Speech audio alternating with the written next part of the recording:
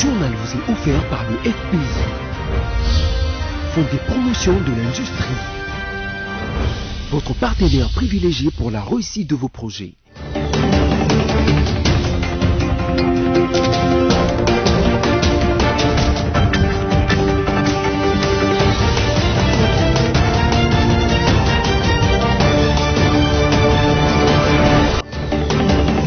Le zéphyr de l'information arrose les lieux d'où vous nous suivez à présent. Mesdames, mesdemoiselles et messieurs, bienvenue à notre journal. Tout de suite, les grandes lignes. Le Rwanda nie son implication et sa complicité avec le mouvement M23 dans les attaques synchronisées de deux localités de Rutshuru dans le Nord Kivu.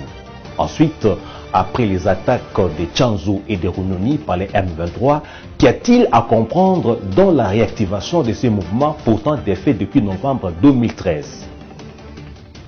Après le sommaire, place au développement, duel Maroc-RDC, actualité oblige, à quelques heures du début de la rencontre décisive et historique entre le Maroc et la RDC, qui va être organisée au stade Mohamed V à Casablanca au Maroc, les Quinois restent confiants en la victoire, synonyme de qualification à la Coupe du Monde au Qatar 2022 des Léopards ce mardi 29 mars.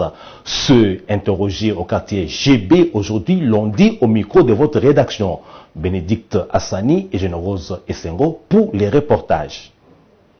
Les Quinois en particulier et les Congolais en général où qu'ils habitent vivent dans la fièvre de l'attente du match retour Maroc-RDC qui va se jouer aujourd'hui à 20h30 heure de Kinshasa au stade Mohamed V de Casablanca.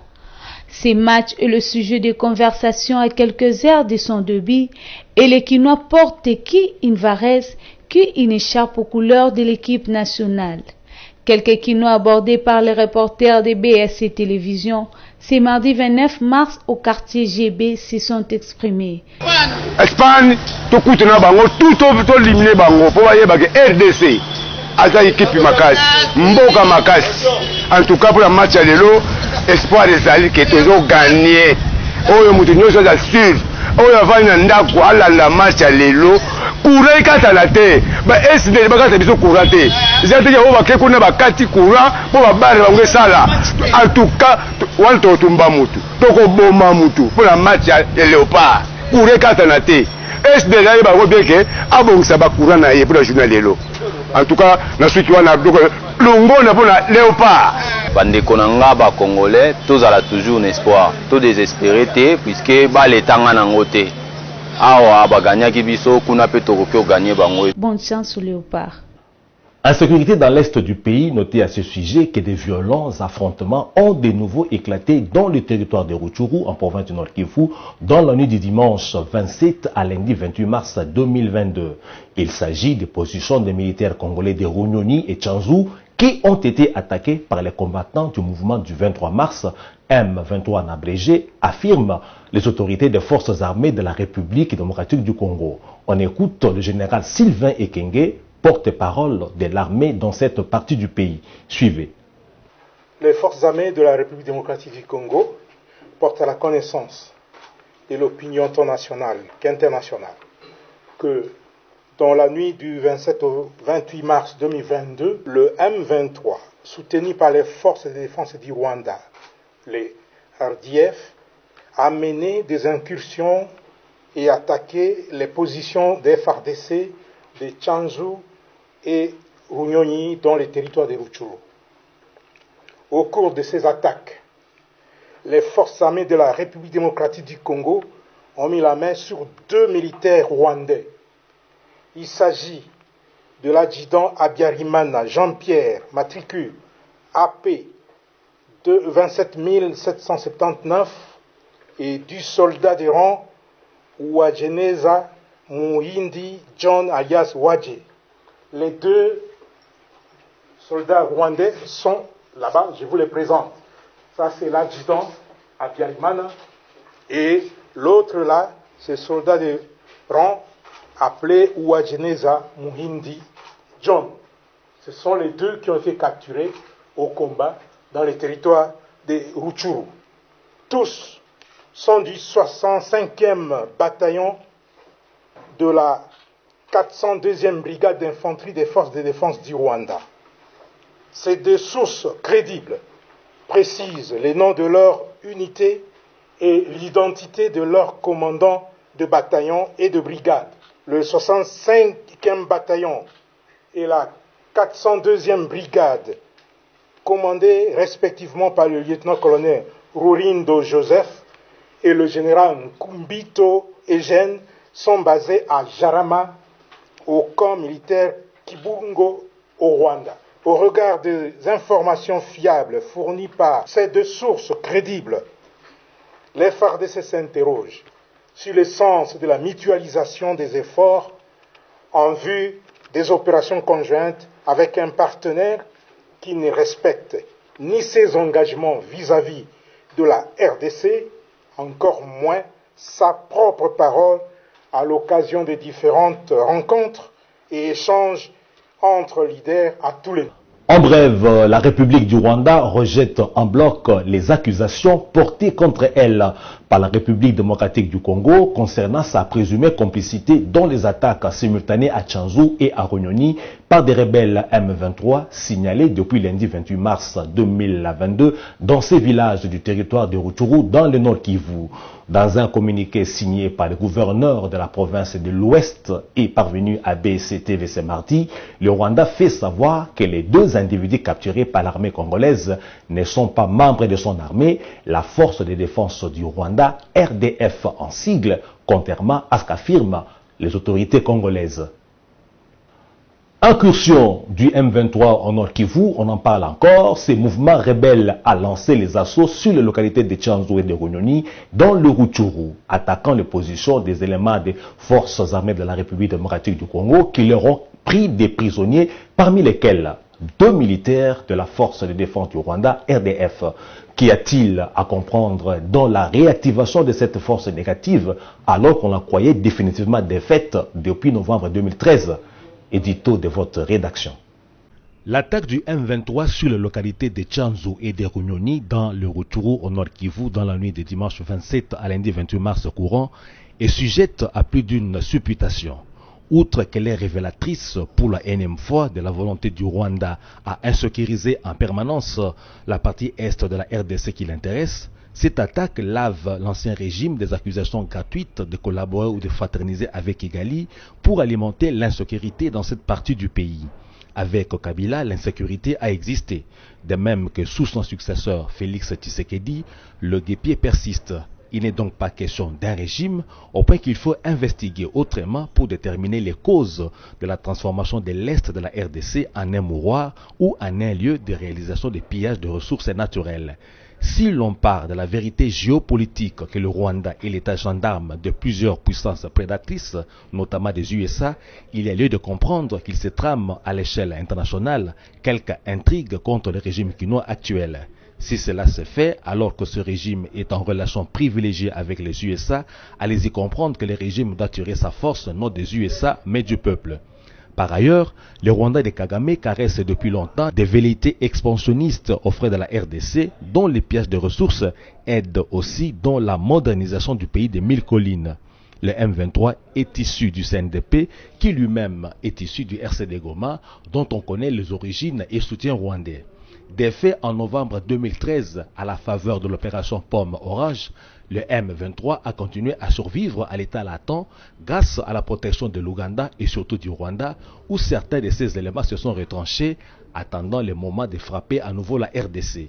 La capture des 2 éléments de l'armée rwandaise parmi les éléments du M23 lors de la dernière incursion de cette force négative devrait faire résonner le régime actuel en profondeur et alerter les Congolais sur leurs vrais défis et ennemis. Nouvelle de la société, sachez que l'organisation non gouvernementale Fonds du soutien aux victimes des injustices sociales, FOSVI en sigle, a organisé le week-end dernier à Kinshasa sa sortie officielle. Occasion pour les responsables de cette structure de présenter ce qu'ils ont déjà pu faire jusqu'à ce jour. Images et commentaires. L'organisation non gouvernementale de développement Fonds du soutien aux victimes des injustices sociales, FOSVI en sigle, a organisé sa sortie officielle dans la salle Garamba de l'immeuble de la territoriale dans la commune de Lingala à Kinshasa. Dans un premier temps, son coordonnateur national Edmond Mouepou a présenté les actions menées par cette ONGD sur les terrains. Nous avons mené plusieurs actions en coulisses et dans la suite de temps, nous envisageons déjà de pouvoir entrer en relation avec les autorités de la SNEL, comme nous l'avons dit autrefois. Parce que, vous savez, lorsque les pauvres mamans, lorsque les pauvres citoyens payent dans la facture une quotité consacrée à l'éclairage public et qu'il n'y a pas éclairage public, c'est une injustice sociale parce que l'obscurité favorise la criminalité. Mais déjà, au jour d'aujourd'hui, l'obscurité est patente alors que la population paye une certaine quantité pour l'éclairage public. Donc, c'est parmi nos actions. Donc, nous sommes dans plusieurs activités sans préjudice et c'est que nous continuons les activités que nous avions déjà menées. Plusieurs intervenants dans les différents domaines ont pris part à ces assises, notamment ceux qui travaillent dans les secteurs de la santé, dans le secteur juridique et même dans les domaines électoraux. Ces derniers ont demandé à Fosvi d'intervenir dans tous les secteurs, non seulement dans le social, mais aussi dans les secteurs des élections. À son tour, l'ONGD Fosvi a demandé au gouvernement de l'assister dans la lutte contre les injustices sociales. Et au jour d'aujourd'hui, c'était juste la sortie officielle. Je veux dire la présentation de notre cher bébé qui vient de naître. Donc nous devrions présenter la structure au monde et que nous puissions aussi appeler, parce que la question de victimes des injustices sociales est une question très vaste. Et la population congolaise ou quinoise ne peut pas être satisfaite uniquement par une seule structure. C'est comme ça que nous avons bien voulu organiser cette activité pour prouver à la face du monde notre disponibilité de pouvoir travailler également avec toutes les autres organisations de la société civile afin de pouvoir mieux prendre en charge la question des victimes des injustices sociales. Notez que l'adhésion à l'organisation non gouvernementale Fosvi s'est faite de façon libre. Vous pouvez vous joindre à cette ONGD pour donner le sourire aux personnes vulnérables. Par-delà les frontières nationales, le changement climatique, il s'en est agi à la 144e Assemblée de l'Union interparlementaire où le premier vice-président du Sénat, Eddy Mundela Kankou, a porté la voix de la RDC.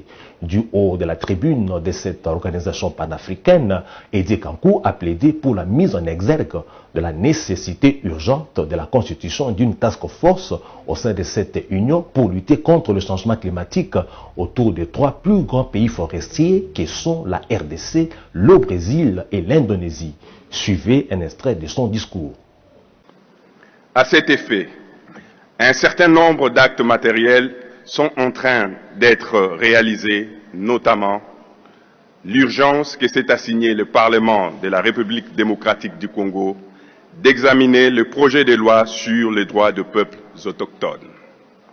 Cette loi aura l'impact positif réel dans la mesure où elle prévoit la mise en place, 1. de contreparties aux peuples autochtones qui sont en train d'être mutualisés en gardiens de l'écosystème et de la stratosphère à travers le mécanisme de maintien du caractère séculaire des rapports harmonieux que ces communautés entretiennent avec la faune et la flore. 2. La mise en place de mécanismes coercitifs et compensatoires de lutte contre la diminution de la diversité biologique, la pollution du sol, de l'air et de l'eau. 3. La création au sein de nos institutions, dont un service spécialisé rattaché à la présidence de la République, un ministère au sein du gouvernement national et une commission permanente du Parlement. Tous en charge de l'environnement, du développement durable, du tourisme et des ressources naturelles. Cette volonté est aussi manifestée à travers la récente déclaration du président de la République démocratique du Congo, son Excellence Félix Antoine Tshisekedi, qui a dit « Les changements climatiques posent une menace aux hommes et à leurs droits fondamentaux. » Notre action en faveur du climat et de l'économie verte constitue la base de notre futur et notre développement n'est pas nécessairement une nécessité, mais une obligation urgente pour un futur paisible et durable. Chers collègues parlementaires, de ce qui précède, le Parlement de la République démocratique du Congo révèle 1. La nécessité urgente de constituer au sein de l'Union interparlementaire une task force de lutte contre le changement climatique autour des 3 pays les plus grands pays forestiers. Je cite la République démocratique du Congo, le Brésil et l'Indonésie. 2.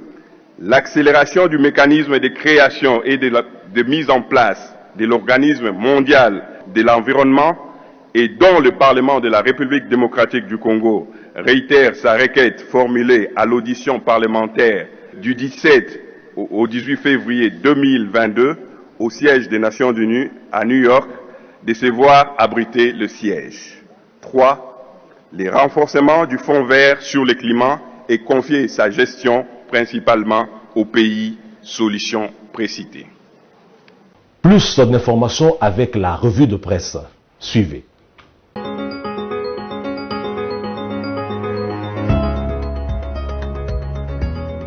Merci de rester fidèle à nos programmes. Voici la lecture de journaux parus en ligne ce mardi.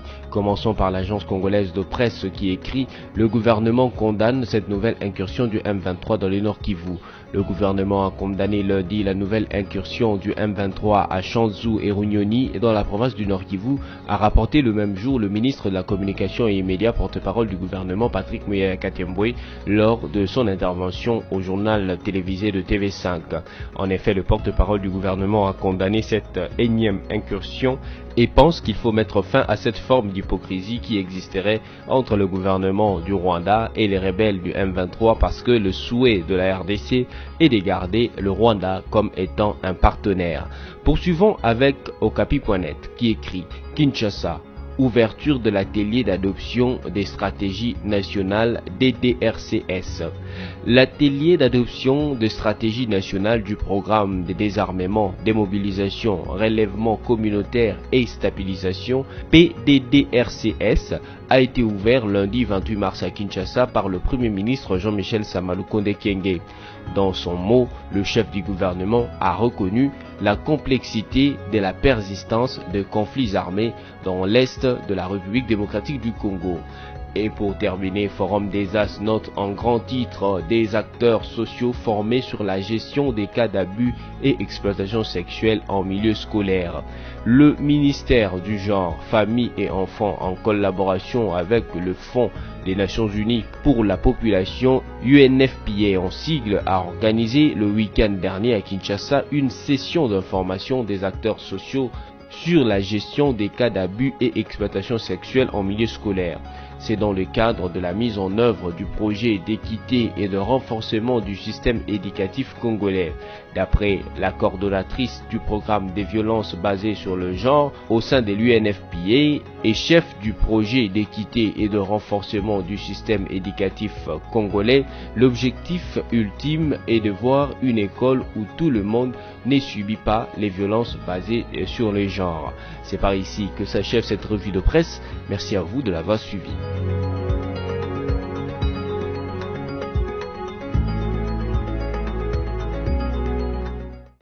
Après la lecture des journaux réalisés par Josué Kalamba, place au rappel du sommaire pour ceux de nos téléspectateurs qui nous ont suivis en cours de diffusion.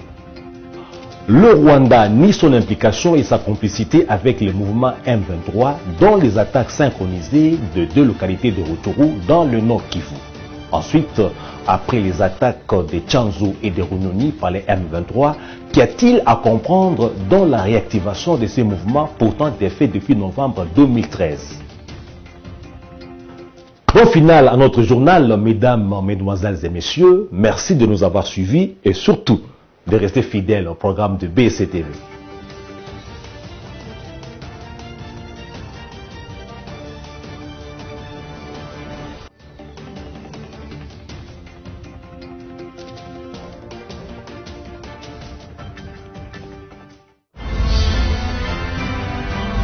Ce journal vous a été offert par le FPI, Fonds des promotions de l'industrie, votre partenaire privilégié pour la réussite de vos projets.